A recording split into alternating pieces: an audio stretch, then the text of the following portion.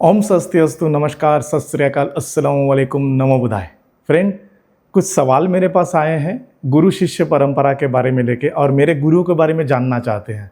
आइए उनका सवाल लेते हैं और एक एक करके उनका जवाब देता हूँ इस वीडियो में। उन्होंने लिखा है, गुरुजी सादर नमस्कार, मुझे आपसे कुछ प्रश्न पूछने हैं। यदि आप कृपया इनके उत्तर देंगे तो मैं आपका अत्यंत आभारी रहूँगा। मैं ये प्रश्न केवल अपनी जानकारी और समझ के लिए पूछ रहा हूँ, क्योंकि मैं भी अपना आध्यात्मिक यात्रा प्रारंभ करना चाहता हूँ। आपकी ऊर्जा और आपके वीडियोस मुझे बहुत अच्छे लगे, इसी कारण मैं आपसे ही यह जानना चाहता हूँ। मेरे प्रश्न इस प्रकार है। आपने एक वीडियो में कहा है कि आपके 100 से अधिक गुरु हैं। इतने गुरुओं से जुड़कर आपका अनुभव कैसा रहा? धन्यवाद विजय जी, आपने बहुत अच्छा सवाल किया है और आपने ये काबिल समझा मुझे कि आपने मुझे इतने अच्छे प्रश्नों का उत्तर देने का मौका दिया। आइए आपके सवालों का जवाब देता हूँ। आपका पहला प्रश्न, देखिए, मेरे जीवन में 100 से अधिक गुरु हैं, ये एकदम सत्य घटना है। लेकिन आपको ये समझना होगा कि मैंने जीवन में बहुत सारे विद्याओं को सीखा। अगर आप कल्चर में जाओगे तो आर्ट, म्यूज़िक, यहाँ तक कि मार्शल आर्ट, बहुत सारे ऐसे खेल कूदों के, ये सब गुरु तो अलग है, स्कूलों के गुरु अलग है। बट अगर अब मैं आध्यात्मिक पथ में अगर बोलूँगा, तब से शुरू हुई है जब मैं ज्योतिष विद्या में आगे बढ़ा। एस्ट्रोलॉजी में मेरे कई सारे गुरु निकले, वहाँ से अच्छे अच्छे नॉलेजेस मुझे मिले हैं, परंतु फिर भी नॉलेज की कमी थी। और एक्चुअली जब तक आपको कमी रहेगी तब तक आप खोजोगे, और एक प्यासे को कभी भी प्यास मिटती नहीं है। उसके हिसाब से मेरी प्यास तो आज भी नहीं मिटी। फिर वैदिक गुरु मिले, हवन पूजा करने की विधियाँ सिखाने वाले। फिर यहाँ तक कि तंत्र मंत्र की विद्याओं को सीखते हुए मैं असम तक पहुँचा। वेस्ट बंगाल तो हमारा नेचुरल जगह ही है।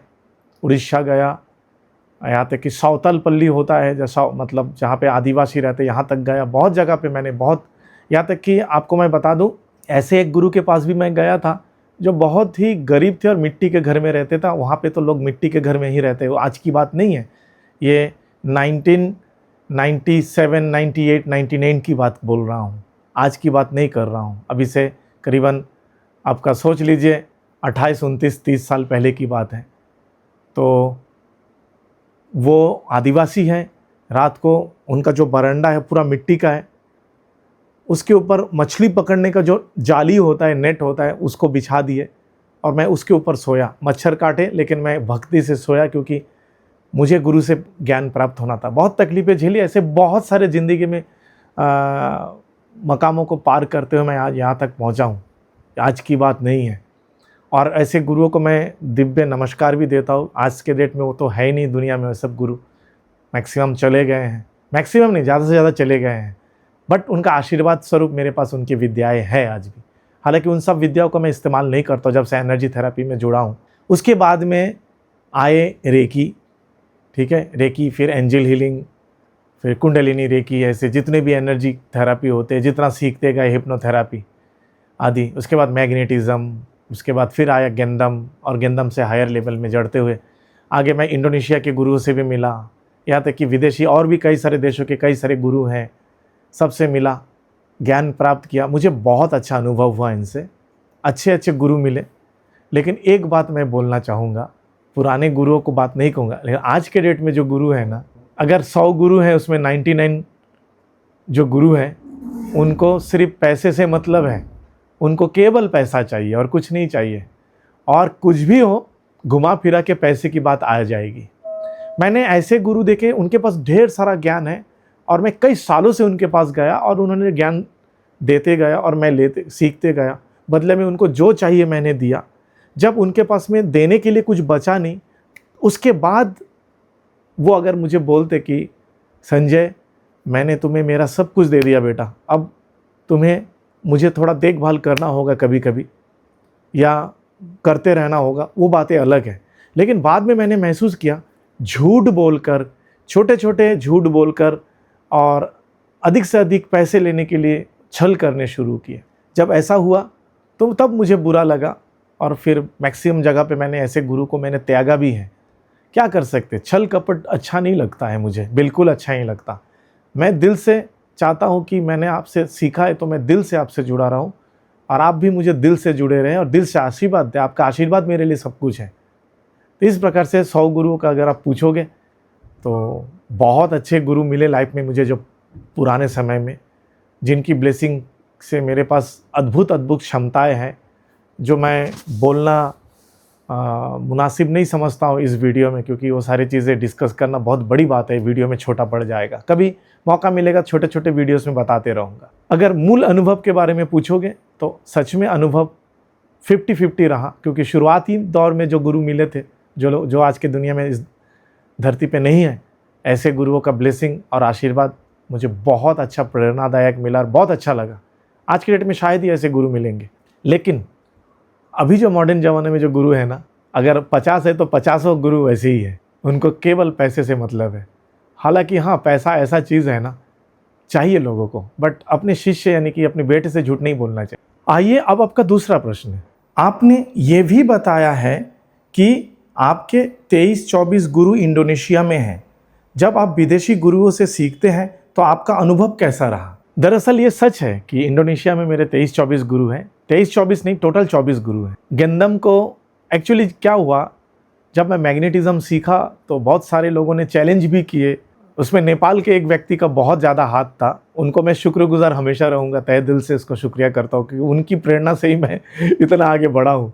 होता है ना कि श्राप भी वरदान बन जाता है, तो वही है, मुदाई लाख बुरा चाहे तो क्या होता है, वही होता है, मंजूर खुदा होता है। तो ईश्वर के आशीर्वाद से मैंने उस चैलेंज को लिया। वो मेरे पीछे पड़ गए, मेरी बुराई करते रहे और उन्होंने लोगों को भड़काया। मैंने उचित समझा कि मैं अपने ज्ञान को आगे बढ़ाऊं। वो बढ़ते हुए मैं इंडोनेशिया, पहले ऑनलाइन में कई सारे गुरुओं से भेंट हुई, उसके बाद मैं फिज़िकल कई बार जा चुका हूँ, उनकी गिनती नहीं है।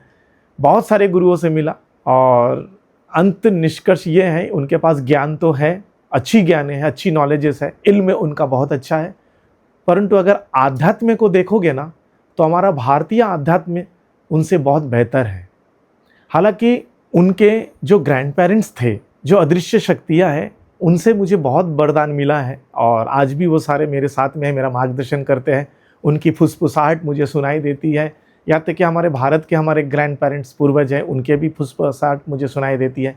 ये तब हुआ जब मैंने शुरुआती दौर पे कर्ण पिशाचिनी की साधना की थी। उससे मेरी ज़िंदगी तो ख़राब हो चुकी थी, बट हाँ, रेकी शक्ति के माध्यम से उससे मैं बाहर आया।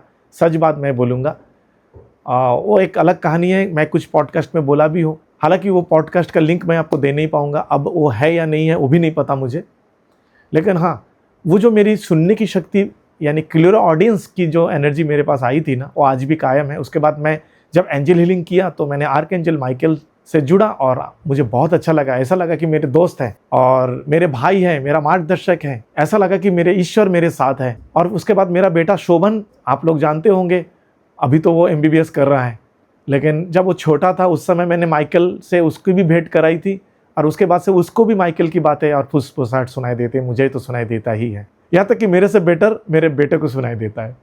बहुत अच्छा लगता है एक दोस्त के जैसा उनसे बात करना। अकेले अकेले जब रहता हूँ, अक्सर उनसे मिलता रहता हूँ, बात करता हूँ, उनका आह्वान करता हूँ, मुझे बहुत अच्छा लगता है, प्रेरणा मिलता है, ज्ञान मिलता है। इसी प्रकार से ये जो शक्ति विस्तृत हुई है थैंक्स टू वो गुरु जिन्होंने मुझे वो विद्याएं सिखाई थी। ये सारे प्रैक्टिसेस करते करते होता है, ऐसा अलग से कुछ नहीं होता है। कई लोग थर्ड आई एक्टिव करते हैं, ये सब चीज़ें पार्शियली होता है, बच्चों के लिए ठीक है, लेकिन बड़ों के लिए वो पार्शियली होता है, लाभ नहीं होता। उसके लिए एक स्वचालित रूप से आध्यात्मिक रूप में ये चीज़ें ऑटोमेटिक आपके बॉडी में, अगर आप सारे नियम कानून का फॉलो करोगे और आपके पास एक सटीक गुरु होगा तो आपको ज़रूर मार्गदर्शन मिलता है। तो वो जो सुनने की शक्ति, देखने की शक्ति, अनुभव करने की शक्ति, समझने की शक्ति जो धीरे धीरे प्रैक्टिस करते हुए 30 साल 35 साल हो गया है मेरे, तो जो होने लगा है उसका लाभ मुझे आज प्राप्त हो रहा है। और अगर इंडोनेशिया गुरु के बारे में बोलोगे तो 23 नहीं, जो 24 के 24 गुरु, ये सारे गुरु वही हैं जो मैंने पिछले जब आप मैं बताया कि 50 गुरु ऐसे हैं, तो उनको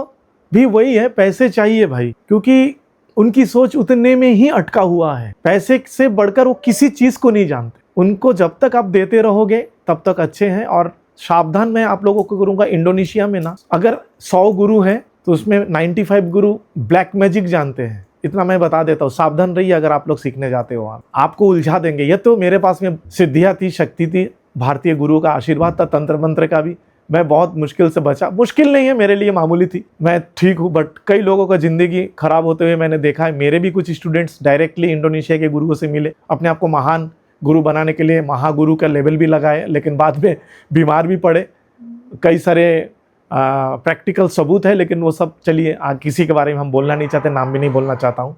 परंतु ये बहुत गलत है, ये लोग जो इंडोनेशिया के गुरु करते हैं। आप लोग भी सावधान रहिए, ये आपको अच्छी बातों में उलझाएंगे और उसके बाद आपको वश में करने के लिए अगर आप प्रैक्टिकल जाते हो तो आपको खिलाकर हो या कैसे भी हो, आपको कहीं ना कहीं आपको वश में करेंगे। और आप जब तक देते रहोगे आप उनके लिए अच्छे रहोगे, और जब तक आप देना बंद कर दोगे ना तब आप ख़राब हो जाओगे, इतना मैं बता देता हूँ। बट हाँ, थैंक्स टू गॉड, मुझे इंडोनेशिया के जो जावानीज़ और सुंडानीज़ जो ग्रैंड पेरेंट्स हैं, जो कि फिज़िकल नहीं है, क्योंकि ये जो पैसे की लालच तो फिज़िकल इंसानों के लिए होता है, दिव्य शक्तियों के लिए नहीं होता।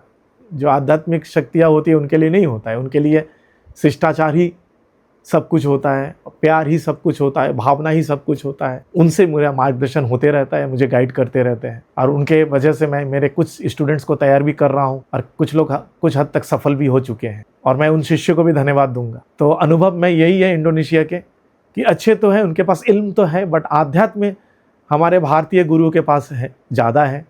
परंतु भारत में भी तो ऐसे ही गुरु बैठे हुए हैं ना, जो बोर्ड साइन बोर्ड लगा कर और मार्केटिंग करके बैठे हुए। ऐसे गुरु से आपको आध्यात्म में नहीं मिलेगा, आध्यात्म में मिलेगा, ढूंढना पड़ेगा आपको गुरु। ऐसे गुरु अकेले रहते हैं, उनके पास कोई नहीं जाता है, ऐसे गुरु की तलाश करें। हाँ, अगर इल्म चाहिए मैं हाजिर हूँ, या आप इंडोनेशिया में जाइए, बट सावधान रहे, ब्लैक मैजिक वाले गुरु से दूर रहिएगा। और अगर डिस्टेंस में भी सीखते हो ना, वो आपको वश में करने के लिए कुछ भी कर सकते हैं, कोई भी एनर्जी आपके ऊपर ट्रांसफ़र कर सकते हैं। तो सावधानी बहुत ज़रूरी है।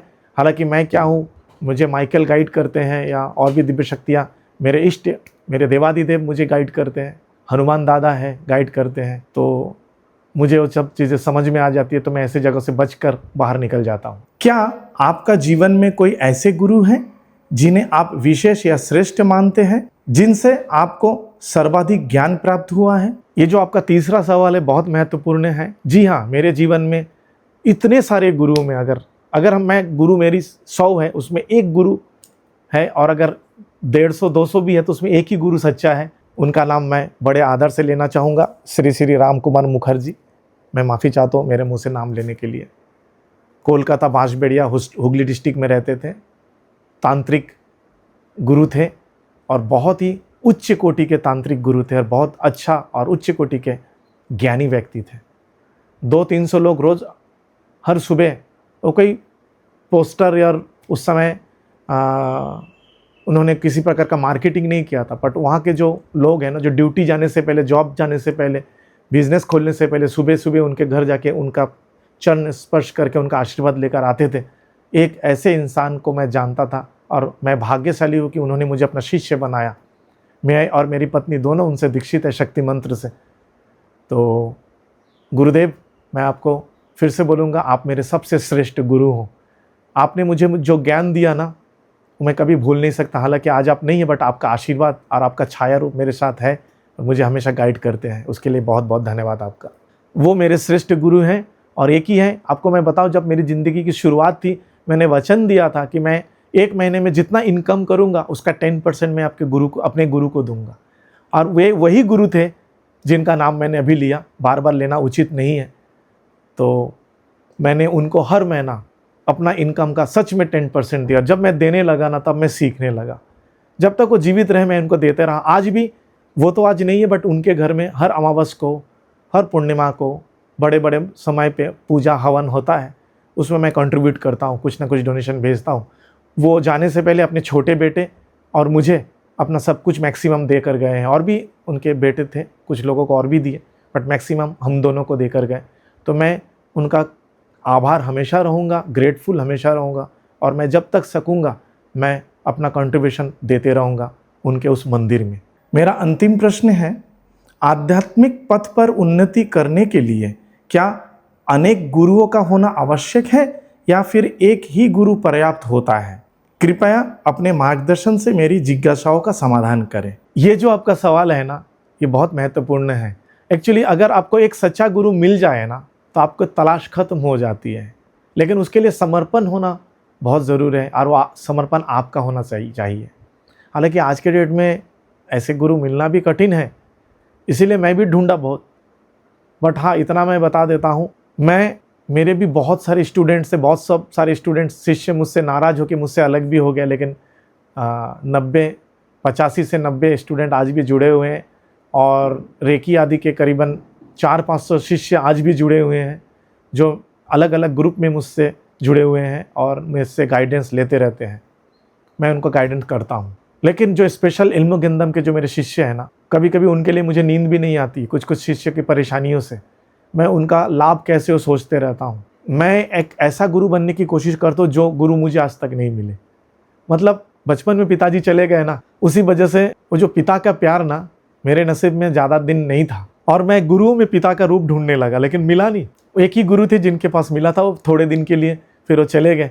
बहुत उम्र थी उनकी, जिनका जिक्र किया था पिछले सवाल में आप। बाकी सब मैं देखा पिता जैसे नहीं है, गुरु हैं पर पैसे से ही गुरु हैं। पैसे जब तक दिया, जब तक सका तब तक अच्छा रहा, बाद में क्या बोलूँ, जाने दीजिए, शब्द नहीं है। गुरु निंदा पाप है, मैं नहीं करूँगा, इसलिए किसी का नाम भी नहीं ले रहा हूँ। लेकिन हाँ, अगर आपको सच गुरु मिल जाए ना, सच्चा गुरु, एक गुरु काफ़ी है जीवन में।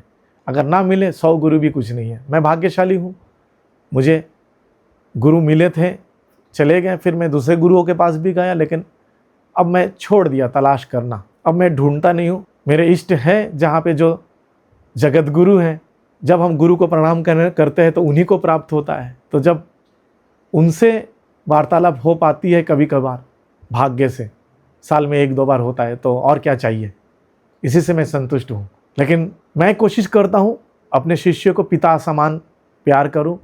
पिता जैसा डांटता है मैं डांटता भी हूँ, पिता जैसा प्यार करता है वैसा प्यार भी करता हूँ। और पिता जैसे अपने बच्चे को प्रोटेक्ट करते हैं बिना कुछ कहे, बच्चे समझ भी नहीं कर पाते, वैसा मैं प्रोटेक्शन भी देने की कोशिश करता हूँ।